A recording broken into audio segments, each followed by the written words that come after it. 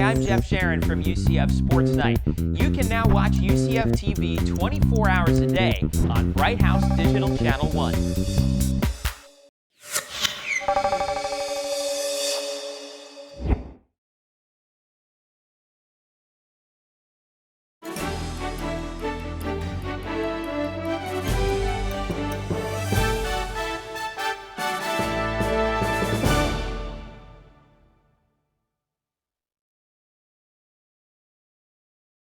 This is the inaugural Goldman lecture in mathematical physics, which I'm very honored to give in front of Mr. Goldman.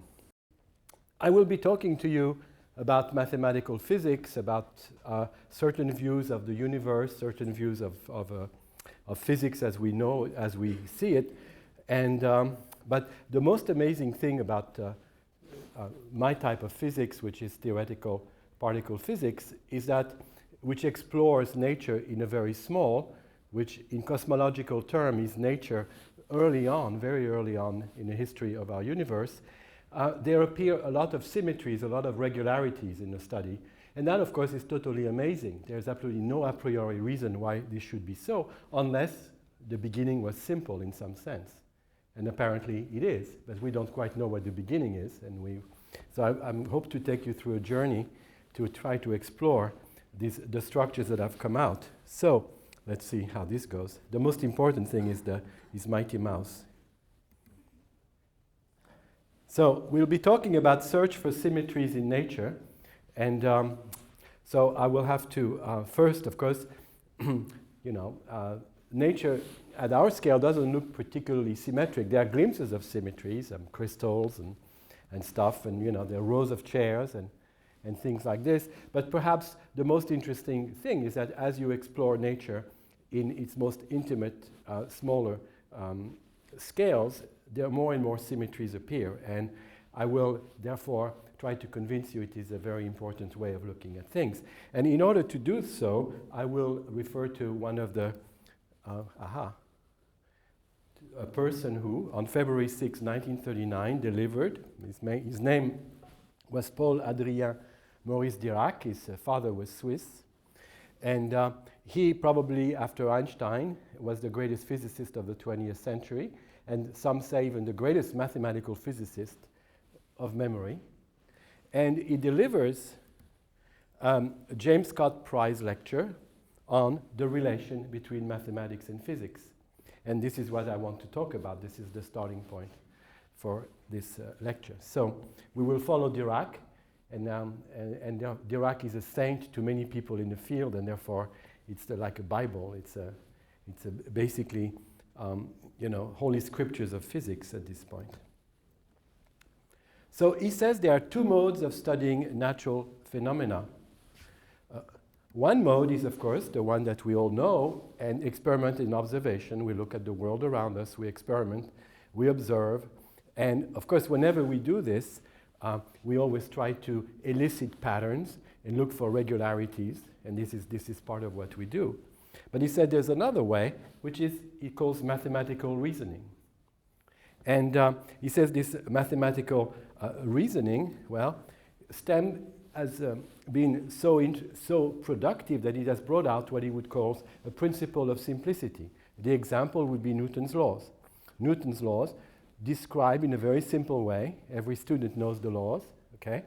And they describe a whole range of phenomena under some assumptions, and that basically things that look complicated to us are actually rather simple if you take away, for example, little things like friction and things like that, then life all of a sudden becomes simpler. And that is what he calls the principle of simplicity.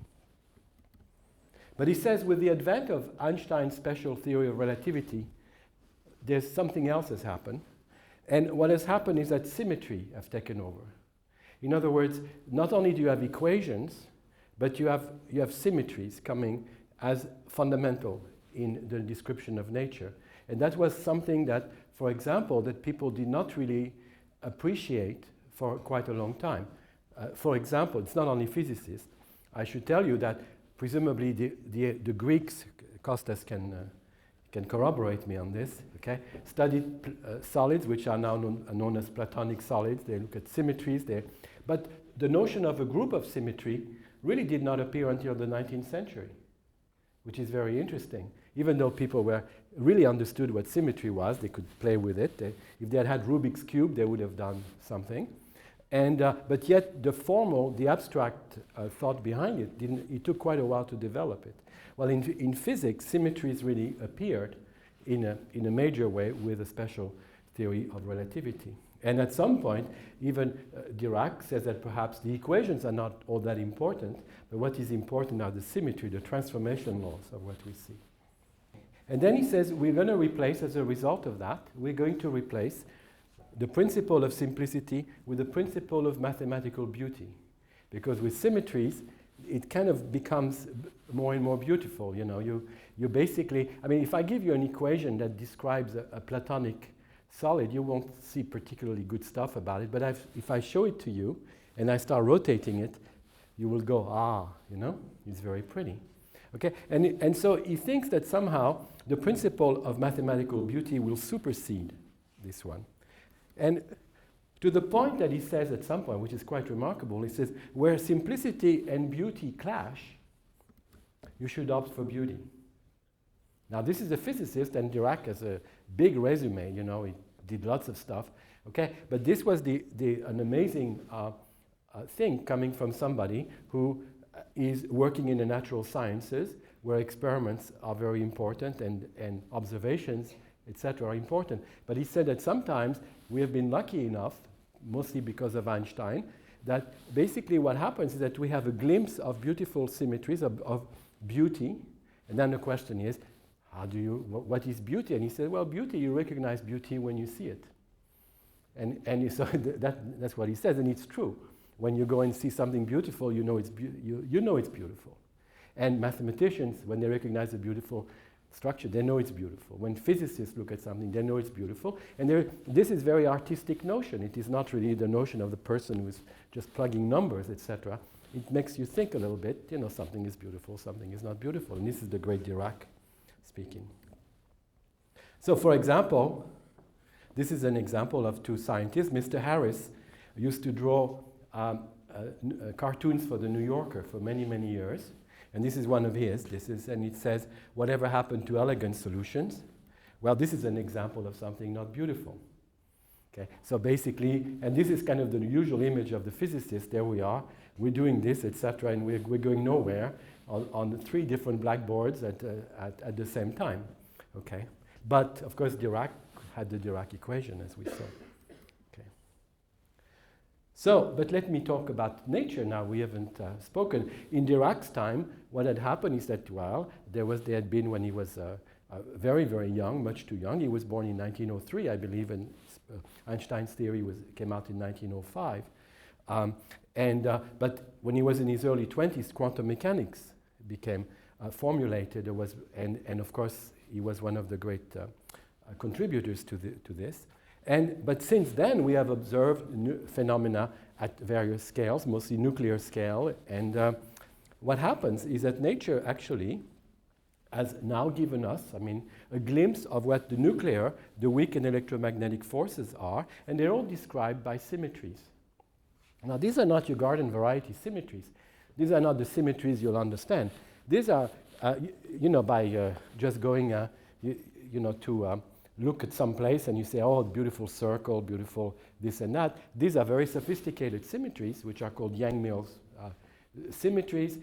They have to do with differential geometry in mathematics. They don't come easily, but they are there.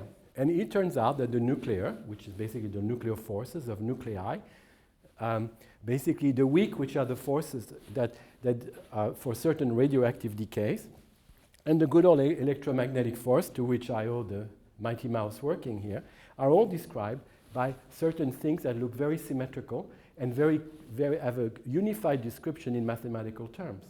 That is a fact of life. This is something we call the standard model of electromagnetic weak and strong interactions.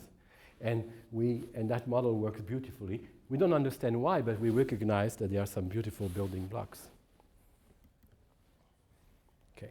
Now let me talk about something that's dear to my heart, which are superstrings. Well, I view superstrings as basically what DNA was to biology very early on. It's a glimpse of 21st century mathematics and physics. And what it does, it's, before, I give you an anecdote about DNA. When Crick and Watson finally understood the double helical structure of the DNA molecule, they didn't quite know what to do with it. It took a physicist by the name of George Gamow to tell them that this was a code for duplication. It was kind of wrong in all the details, but the idea of it being a code is of course true through RNA, etc., which is a well-known story. And so what happened, encoded in that complicated molecule, were lots of goodies. And in fact, we've only begun to appreciate how many goodies are actually incorporated in those things. And so, but at that time, there it is, we didn't know. Well, superstrings, which came up in kind of a backdoor in studying particle physics, turns out to have an existence both for physics, we think, okay, but certainly for mathematics. One of the great gurus in his field, Edward Witten, got, after all, the Fields Medal, which is much better than a Nobel Prize because you've got to get it before you're 40 years old. Most Nobel Prize get it when they're 112 years old. And so it's, but the Fields Medal has basically no money attached to it, whereas the Nobel Prize has a fair amount of. Somehow, mathematicians don't invest as well as physicists. Although Mr. Simons is doing very well. Anyhow, so we think that basically this is a glimpse of things to come, and it has had an enzyme-like action to bring together certain branches of physics and mathematics. However, it hasn't really been, as far as physics is concerned, it hasn't really come up and confronted phenomena. It just given a glimpse of what it could do. And I want to make a certain analogy with this. Oops. Okay. Well, first of all, I should say it's too beautiful to ignore, using Dirac's dictum. And secondly, I want to talk about it as an incubator. It's like a Silicon Valley. Mr. Goldman is a Silicon Valley person. And, but the superstrings are an incubator of new ideas. The ideas actually may not be useful right away. I mean, remember that, for example, people at Bell Labs invented the transistor. The transistor didn't do anything until you understood how to put lots of them on one piece, right? But by that time, by the way, the Bell Labs patent was about to expire. It's a bad timing, but anyway. So the question is that sometimes things are there, they're beautiful, you know they're going to be useful, you don't quite know why, and you got to put two and two together. One of them is the idea of new space dimensions. Now, new space dimensions are not germane with superstrings.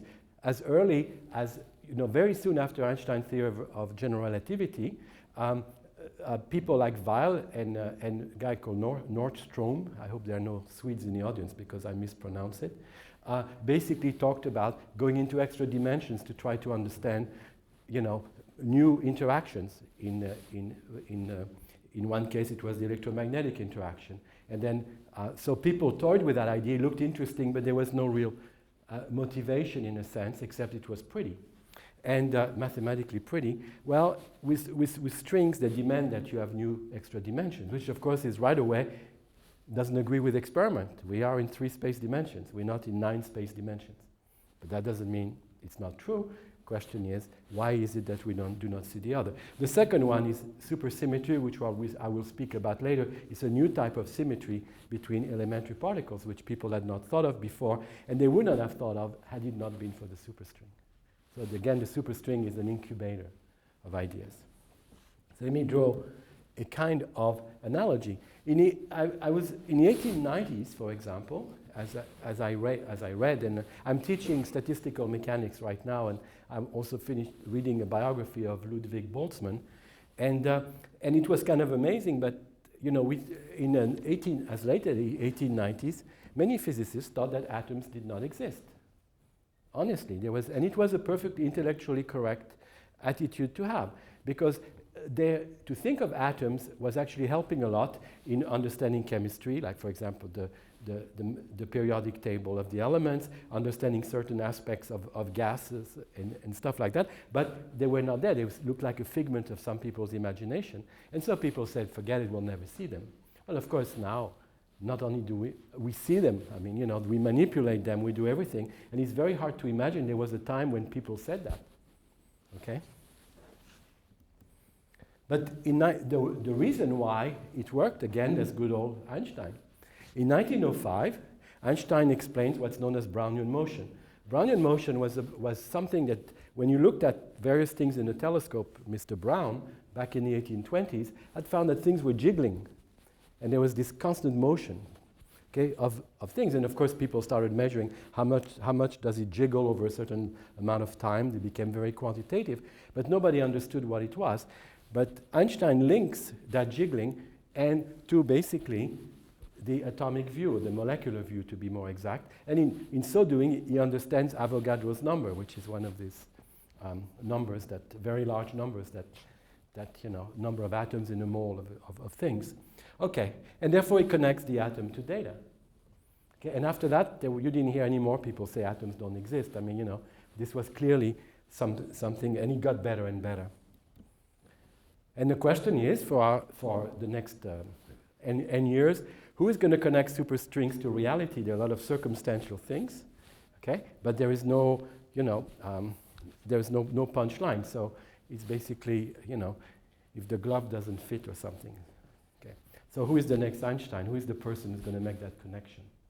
Of course, we don't know. So before we talk all these lofty thoughts, I want to tell you, I met a man who is a portrait painter in England, and he told me about this remarkable pattern that was found 77,000 years ago.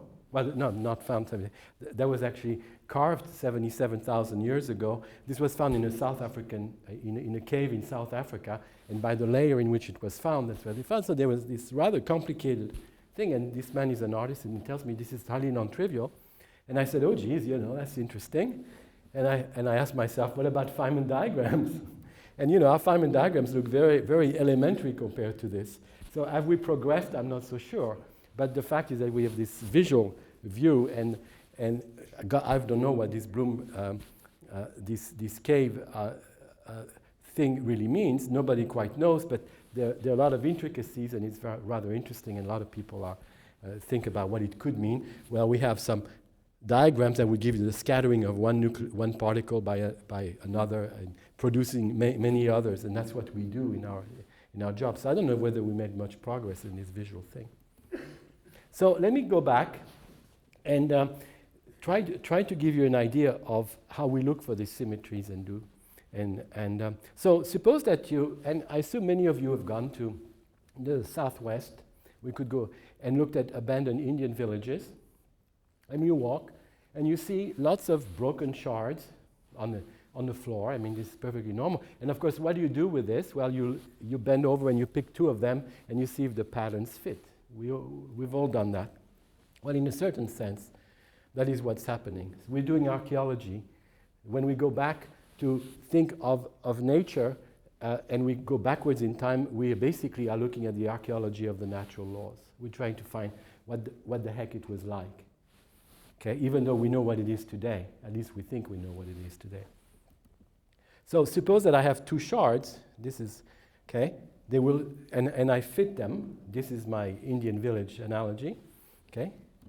But now in a standard model, which is this model of weak electromagnetic and strong interactions, okay, you have three what we call gauge theories, one based on a group, which is called SU3, which defines color. You don't have to know what it is. The second one, SU2, which denotes weak interactions, the interactions of beta radioactive decay. And the other one, which is linked to electromagnetic interactions. And there are three shards there. And the question, and what was totally amazing, this is when I was just beginning in physics, was that people found that even though at the scale at which they were looking at phenomena before, okay, these interactions look very different. When you looked at them at shorter scales, they look very much alike. And therefore, and then people said the mathematical structure of these three different objects is very much the same. They're all what we call Yang-Mills theories. They're all, they're all basically mathematically the same, except they have to do with different groups. Okay? So what you do, you connect the shards, right? Okay?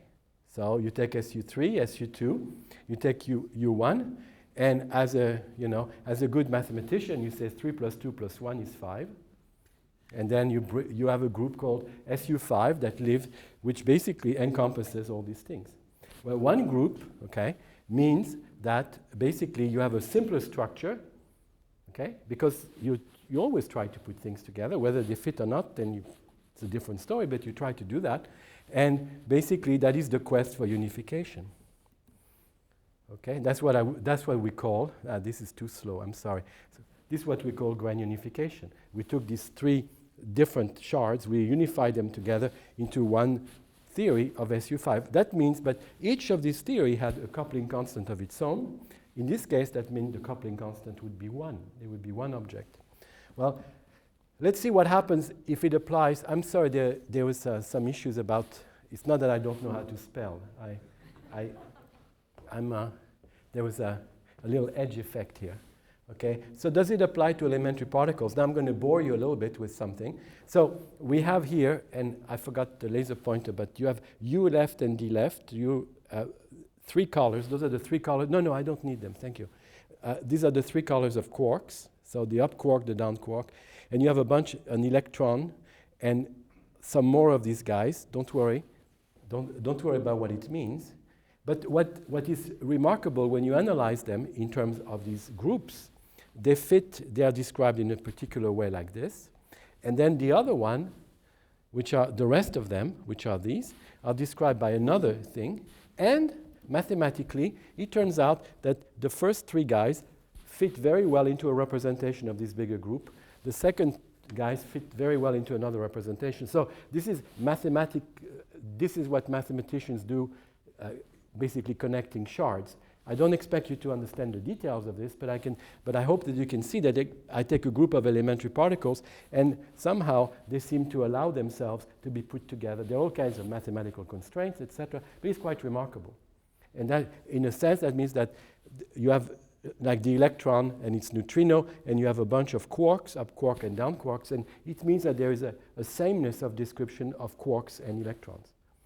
Whereas quarks at our scale are the inhabitants of nucleons, and electrons are dime a dozen. They fly around. And yet, at some level, it looks like they belong to the same object, which is kind of amazing. We don't know whether that's true or not, by the way, but it makes you think.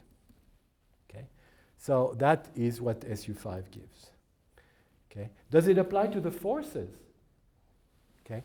So the forces, let me now, okay, so what we have here is a scale. So it's a bit obscure, but the strength of the forces. Okay? We have a scale in nature, which we call the Planck scale, which is all on the right. And as we go to the right, we go to higher energy or smaller distances. Okay? And we find that when we tell you there's a coupling constant, like the electric charge is a coupling constant, we're lying to you, it's not a constant. It varies with the scale at which you observe it. That's one of the many lies physicists make.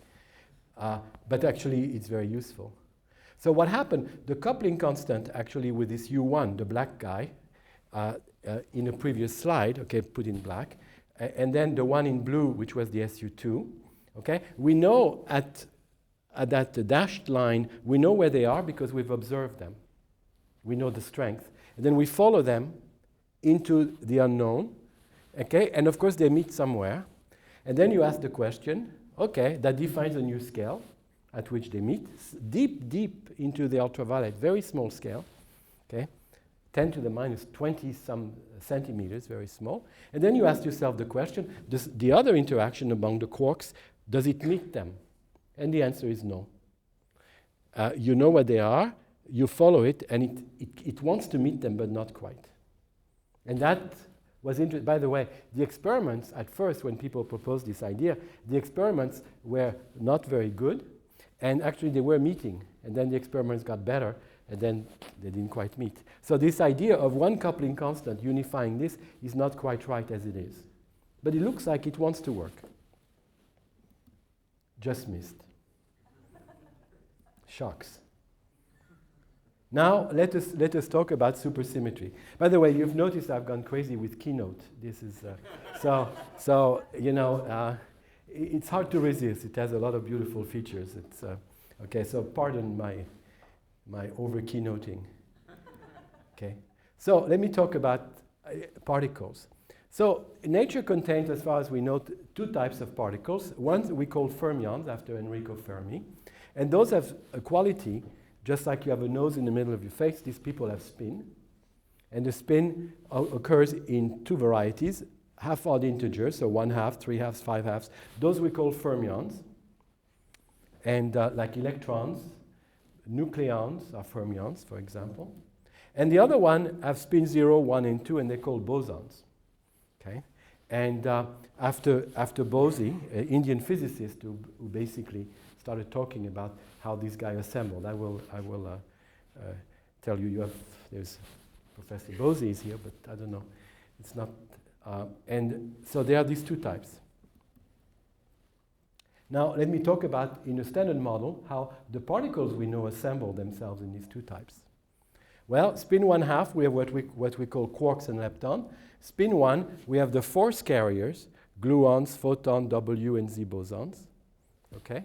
And then we have, in the bottom there, the graviton. Now the graviton is, in electromagnetic theory, there's something called the photon.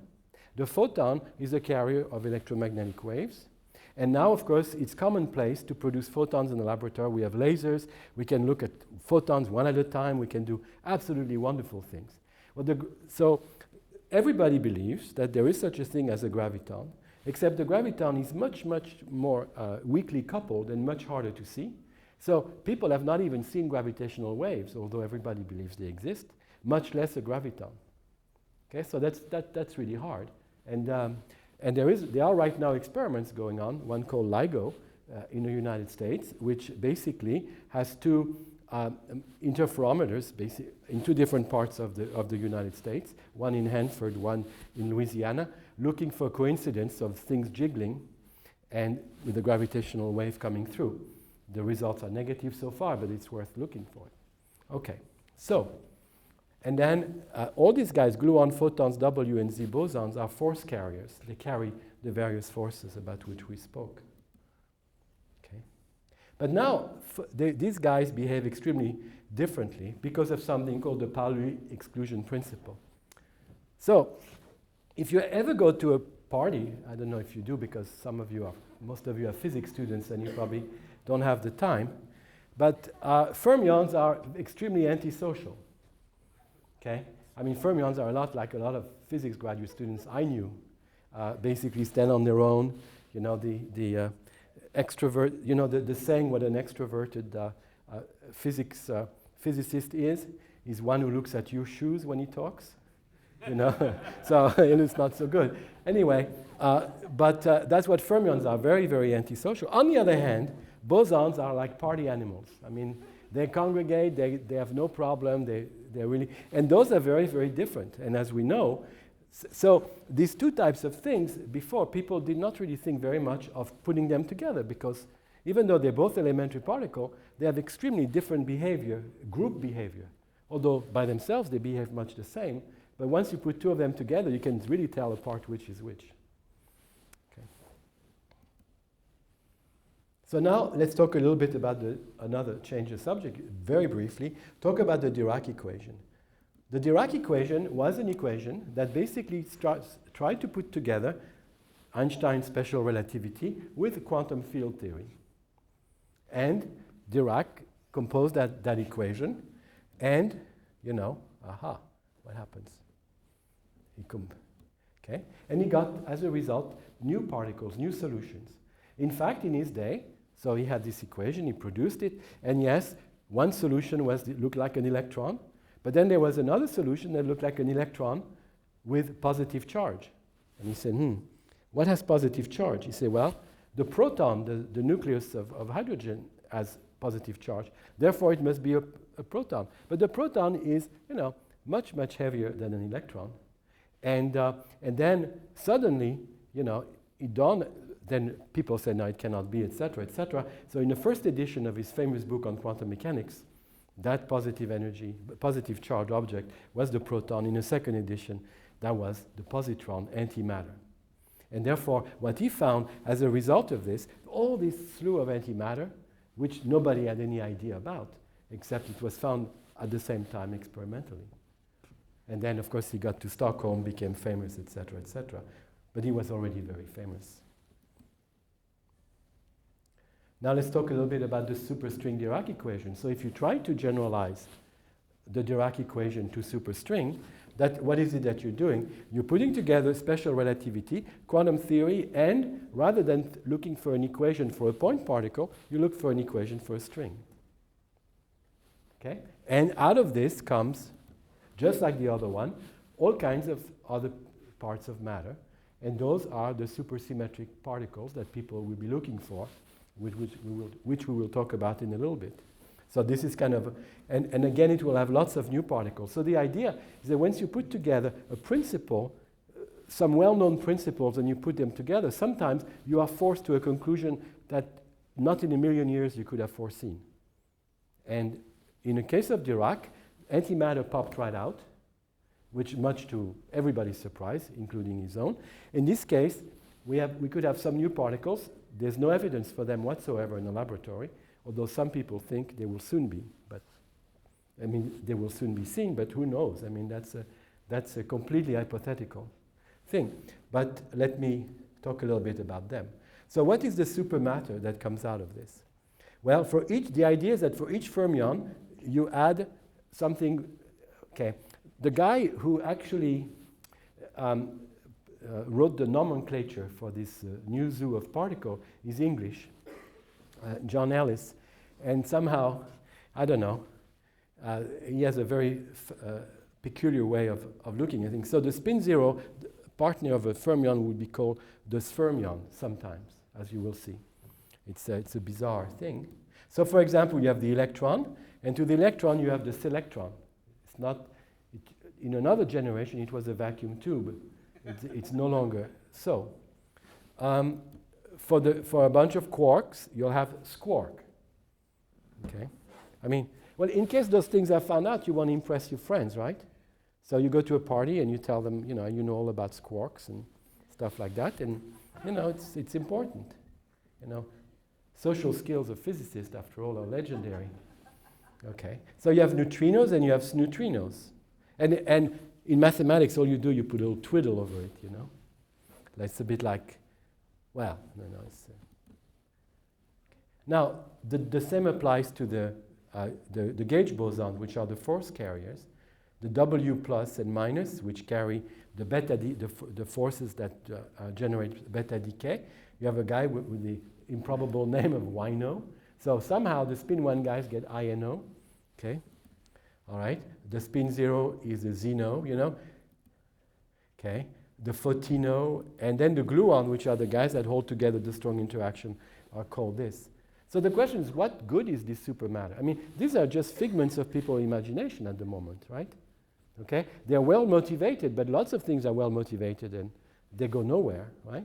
So let us see, is there any use for this free of charge? That really helps. So let's go back to our little diagram. Our little diagram before, we had those forces.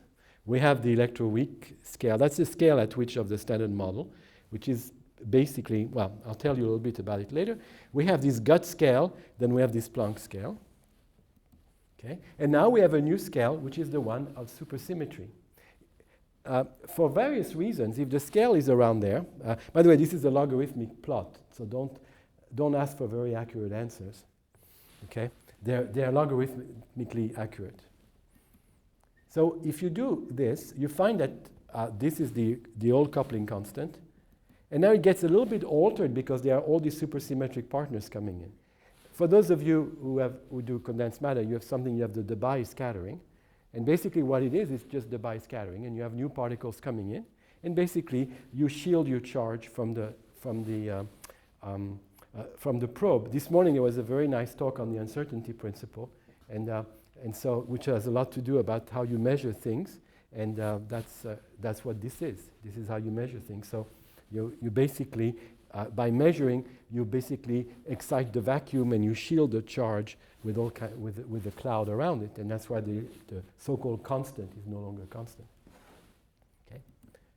Then this guy, okay, those two guys meet together, it's a big deal, you know. So they met before. But now, what about the strong one? The strong one meets basically head on. Now, this was not, you might say, well, you know, this is something that you put in. It was not really put in. This was that's the scale of supersymmetry, which is the scale, the mass of these supersymmetric particles, was put in to explain another problem, which I have not gone into, and out of this pops this thing. So it's quite remarkable. It doesn't mean it's right, but it's circumstantial. So many people think that at this dotted line, okay, there will be evidence for these supersymmetric particles because things become simpler with that view. Now, that may or may not be true. The question is, how do we get there? So it works. Now, so how do we get there? Well, we have the following thing. You should think of it in this way. We are exploring nature in a smaller scale or higher energy. Okay, we have these big colliders, and what big colliders do, they concentrate an enormous amount of energy for a very short amount of time in a small piece of real estate, so to speak. And then all kinds of things occur. And what you do is that you don't know, so you know physics. Let's look on the green side of this. You know physics there. You know what's going on. And then you're going into a region that you have never seen before. Then you're going to try to explore. Okay. All right? So what could it be? Could it be that there is supersymmetry? Could it be that there's the idea of grand unification? Or could it even be that we have, this is still too slow, could it be that we still have this, at this scale, superstring physics? So people don't quite know what it could be, and you have to go and look for it. I mean, because these are theoretical constructs, they are beautiful, but you know, there are lots of beautiful things, and most of them are not useful. So how do you explore nature? Well, the old-fashioned way, you sent some boats out, and some boats went there and some did not come back, and for those that came back brought some news of all kinds of accidents. I mean, as you know, when Columbus wanted to go, he was told that's impossible because you'll die, since to go to China. They had calculated, they knew how big the Earth was. They say, well, it's too long to go to China. What they did not know, there was a continent in between. And so, you know, that's serendipity. In a sense, that's very much like this. In other words, you think what's on the other side, and you go and you find out there is more. Okay? So maybe we'll see. Now the question is that this is the old-fashioned way. What do we do? Well, today we do it with big detectors. So what happens, this is the size of a man over there, you know? Okay? This is one of the detectors in which University of Florida is involved. It has a funny name. It's called the compact muon solenoid. I don't say it's compact in some sense, but it's big. And it's being, right now, I mean, it's being tested inside this machine I will tell you a little bit about. And this is how you look. It's not very elegant. You just take some elementary particles and you bomb them with one another. You just hit them like crazy. And then you measure everything that's coming out. And hopefully, and if you're very good at detecting things, and you can actually get an idea, perhaps, of what is coming out. And the idea is that you concentrate an enormous amount of energy at one point, more energy than you have available normally, okay? And see what comes out.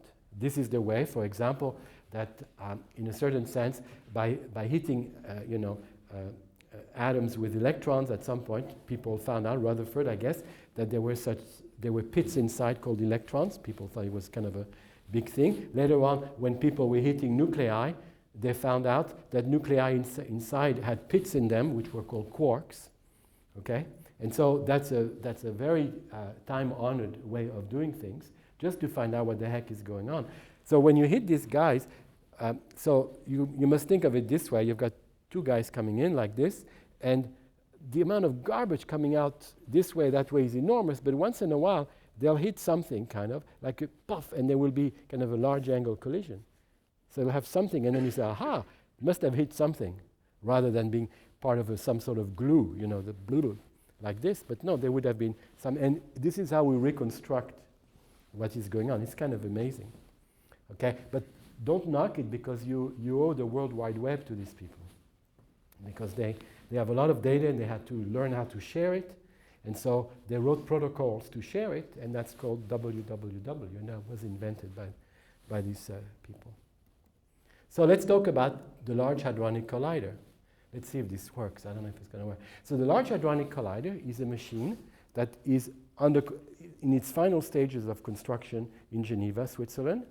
There's a big consortium in Europe called CERN, and it's a consortium of most European nations, okay, devoted to the study of phenomena of basically particle physics, phenomena at very short distances. And right now, it is engaging into the largest, there's a big tunnel under Geneva. There are lots of magnets, and the idea is that you guide protons onto protons and things like that, and you see what happens. And what you need to do is to have detectors around. So you have a big intersection, you have a big ring, you have two intersection regions, you have two detectors, one called Atlas, one called CMS, okay? And you just hope that you're going to detect something. It's kind of remarkable. You have zillions and zillions of magnets around. They're all operating in the they have extremely low temperature region. I don't really know quantitatively how it is. You've got event rates like people have never seen or will never. You will have event rates like you will have never seen. So you need massive storage of data. You also need extremely fast moving of the data, because once you have a repetition rate of these collisions, and then so you saturate your equipment with all kinds of junk, and then you have to clear it and make it ready for the next one. It's a wonderful. Our experimental friends are having a fantastic time, except they spend half their lives on airplanes because they have to go back and forth. That's the downside. Okay, so the way it goes is something like this. Sorry. Okay, and this is going on at CERN. So that's the airport. Okay, so it gives you, that's the length of the main runway of the Geneva airport, right? Big 747, 777, etc. And that's the ring underneath. Okay, and in that ring, there are two intersection regions where enormous detectors are. And so let me give you a little bit an idea of this, of three views of the CMS detector. So this is, so you see up there, the picture in the middle there, you see a little bit of daylight on the top. That is daylight. And these enormous components are being lowered. Okay, and the beam, of course, will come, well, you can see on the bottom there, the beam will come. Those are side views. And those things, as we speak right now, have all been lowered. They're being tested. People are using cosmic rays to test, to see what's going on, etc., and testing their equipment. Within 6 months or so, there will be a few collisions. The beam, in other words, the beam will be ready, but there will not be enough to do physics with, which is good because they need more time. But this is probably the most complicated thing human beings have ever done, because of the scale of it and the number of things. Remember, what you have a detector is like a multi-story building, okay, which like those things are, and every micron of it is accounted for, okay?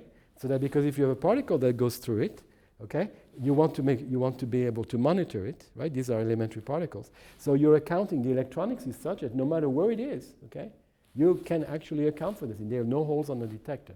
It's not true, there are a few holes, but nevertheless, there are almost no holes in the detector. So this is absolutely, completely remarkable.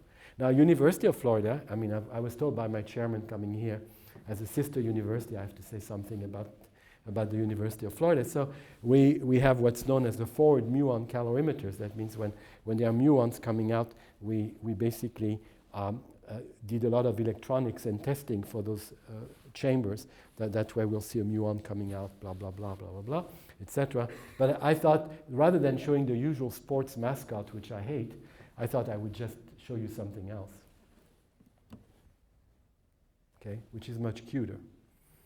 Okay, all right, because a baby alligator, after all, it's no problem. So this is UF at CERN. I hope actually they will hatch good physics. We'll see. Excuse the pun, but anyway, I hope that gives you an idea. So I'm almost at the end of my talk.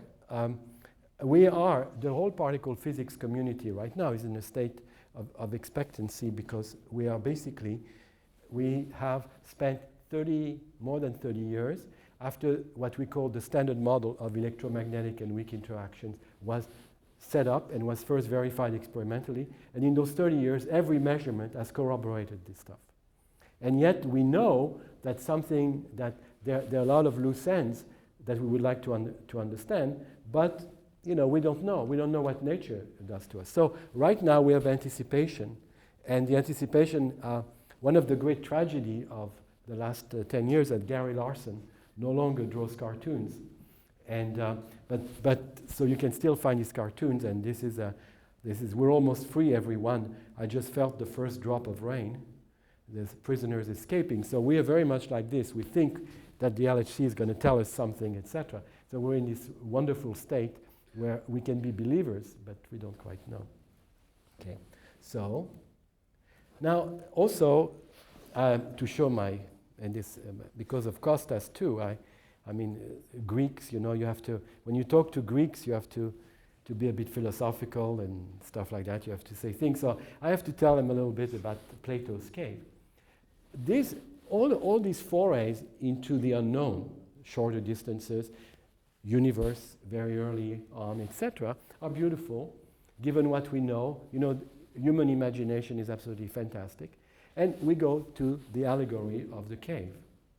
Okay? The allegory of the cave was that you have a bunch of people in a cave, and they watch the world as a reflection. The outside world is reflected on the wall of the cave. And for them, that reflection is the real world. Okay? But it doesn't mean this is the real world, but they don't know it's a reflection of the real world. Okay? So how would they know? Well, at some point, one of these prisoners in the cave breaks his shackles, etc., and gets out and finds out that the world is completely different. Okay? So he can't wait. He has to go back in the cave and tell his friends. So he goes and tells his friends, and they kill him. That because the reality was just too much to take. So maybe we're all going there. I don't know who will be killed, but that's the thing. Okay? Maybe, but let's hope we are more less violent than those early Greeks. Okay, but anyway, so I've tried to paint for you a picture. You should not believe all of it. I don't myself believe all of it, but it's kind of give you an idea of where we're going, that what happened for reasons unknown, nature shows itself to be very symmetrical and very beautiful, at least using mathematics. So, I mean, we have to use, our language is somewhat sophisticated, but nevertheless, it is a complete mystery. Why is it that structures that mathematicians have studied not so long ago turn up, okay? There used to be a time, I remind you, where we all were called natural philosophers. There was no difference between mathematicians and physicists, etc. We all looked at the same structures. But it is quite remarkable, for example, quantum mechanics evolves in something called a Hilbert space. Well, Hilbert is contemporary to quantum mechanics. I mean, it's kind of remarkable. And yet, and so we have these two parallel tracks, but one feeds on the other. And I've not told you much about Superstring because I'm so excited about LHC. So at the end, I think the way to stop is this. Okay? And that's the end of my talk. Thank you.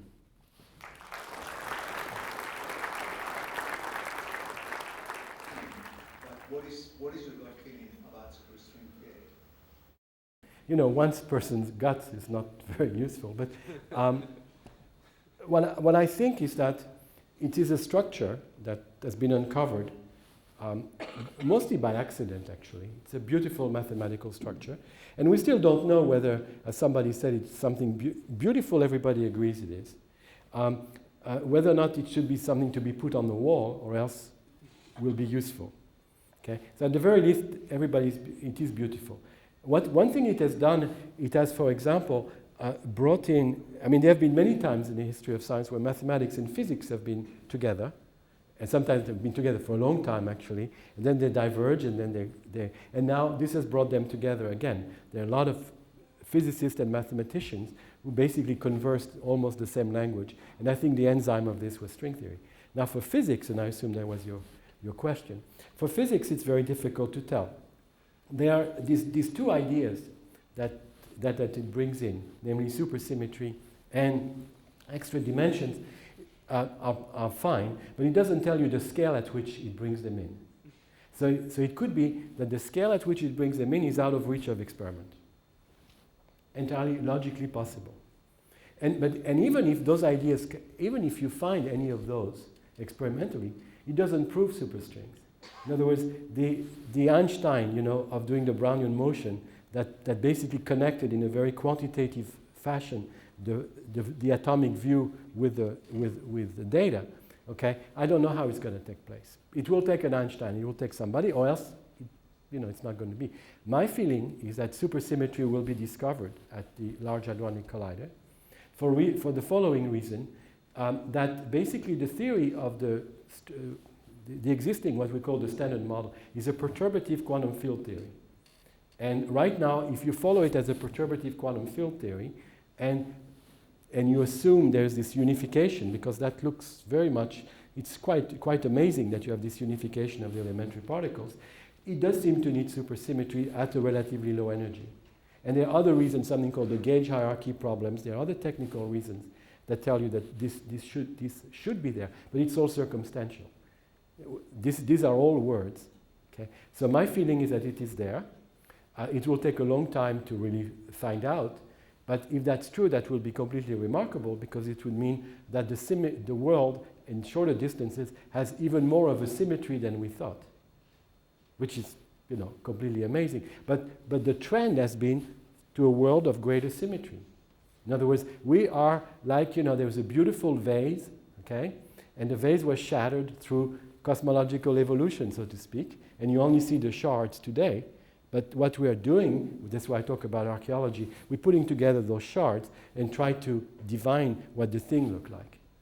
And it is a complete mystery to everybody why that nature allows itself to be, you could have had the point of view, there's the extreme point of view, let's say St. Augustine, who said, well, we know the real God, we just watch nature and enjoy it.